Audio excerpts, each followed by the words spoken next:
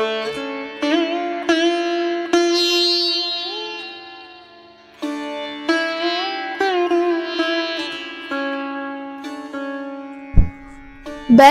বসে হোয়াটসঅ্যাপের পুরনো মেসেজগুলো দেখছিলাম।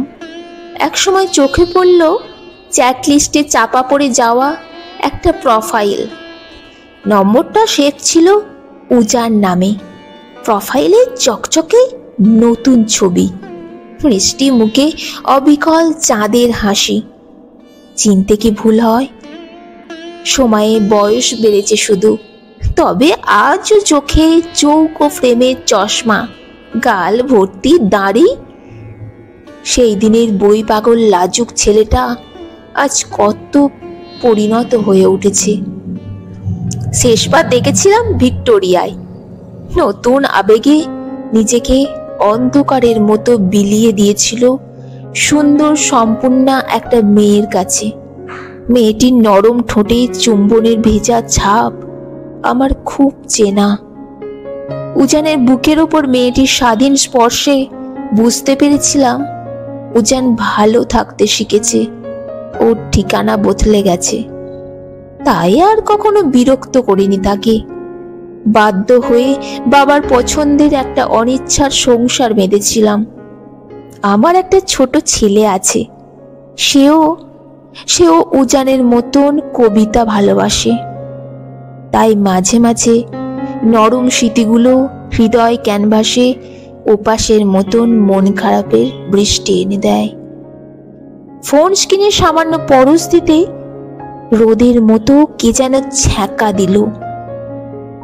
এখন বুঝতে পারি আসলে আদরের অভাবে অনেক ভালোবাসায় সময়ের ভাঁজে চাপা পড়ে যায়, আর অভিমানের দেওয়ালে স্পষ্ট লেখা থাকে প্রাক্তন পরিচয়। তবু কেন জানি না অবাধ্যের মতন হঠাৎ কোনো উদাসী দুপুর যখনই হাতছানি দেয় প্রিয় মানুষটার কথা মনে পড়ে যায়। জানি না কেন দু চোখে বিন্দু বিন্দু আকাশ ভাঙে, মুহূর্তগুলো রৌদ্রের মতো আলপনা আঁকে। কলেজ থেকে ফেরার পথে পড়ন্ত বিকেলে স্নিগ্ধ উঠানে আমাদের বৃষ্টি ভেজা দুপুর। আচমকাতেই বলেছিলিস ফুচকা খাবি। সেই প্রথম রাস্তার পাশে সামান্য একটু ফুচকা খাওয়ার নেশায় পেয়েছিলাম এক খণ্ড কফি হাউস। হাজার মনের কথা সময়ের সাথে সাথে হয়তো পরিচয়টা প্রাক্তন হয়ে যায়, কিন্তু মুহূর্তগুলো মনের মধ্যে জীবাশ্মের হয়ে ভালোবাসা পুষে রাখে। জানিস সুজান, প্রতি রাতে আমার উদ্বাস্তু শরীরটা উপভোগের শিকার হয়, তবে লিগালি। প্রতি মুহূর্তে আমার সময়ের কাছে হেরে যাচ্ছি। অনিচ্ছার নিপুণ নিয়মে কোনো রকমে বেঁচে থাকা। তবে আমার কোনো আবদার নেই, নাই বা হলাম এক দুয়ারের অতিথি। সুযোগ পেলেই শুধু আমার হাতটা ধরিস সুজান। নম্র অভিভাবকের মতন সময় অনেক কিছু শিখিয়ে দিয়েছে। জানিস সুজান, নিজেকে অনুভব করার জন্য একটা ভালোবাসার মানুষের প্রয়োজন হয়। কেউ আগলে রাখলে আমরা যেমন অলস হয়ে যাই, আবার সেই টুকরো আবেগগুলো সম্ভবত ভালোবাসার জন্ম দেয়। একটা অগোছালো মানুষও প্রেমে পড়লেই নিজেকে কেমন গুছিয়ে নিতে শিখে যায়।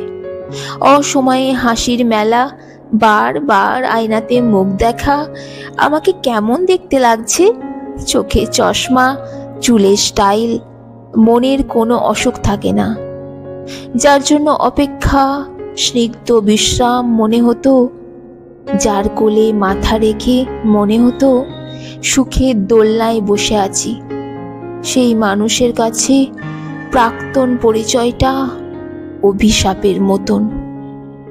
তবুও কেমন অনায়াসে দুটো চেনা পথের গন্তব্য বদলে যায়, তাই না? প্রিয় মানুষ থেকে প্রাক্তন হয়ে ওঠা এ যেন ভীষণ অনিচ্ছা, একটা ক্লান্ত অসুখ। তা একটু একটু করে শরীর মনকে অসুস্থ করে তোলে। সামান্য একটা হোয়াটসঅ্যাপ অজান্তেই কত কিছু যত্ন করে রেখেছে, শুধু আমরাই ব্যস্ত হয়ে যাই। একসময় মনে হয় সম্পর্কের বাঁধনগুলো বড্ড নরম ছিল। দেওয়ালে পিঠ ঠেকলে আমরা বিপরীত মানুষের দোষ দিই, তাই প্রিয় মানুষ কত সহজেই প্রাক্তন হয়ে ওঠে। অভিমান যত গাঢ় হয় সেই ক্ষত আরও অসার হয়। মাঝে মাঝে আচমকা বর্ষার মতন প্রিয় স্মৃতি আর প্রিয় মানুষ অজান্তেই চোখ ভিজিয়ে দেয়। আসলে সম্পর্ক ভীষণ স্বার্থপর হয়। দূরত্ব আসবেই, নতুন ঠিকানায় কেউ ভালো থাকে, আবার কেউ বা মন খারাপে নিজেকে কোনো রকমে সামলে রাখে। শুধু ভালোবাসা আর নরম স্মৃতিগুলো প্রাক্তন হয়ে যায় না, প্রাক্তন হওয়া যায় না।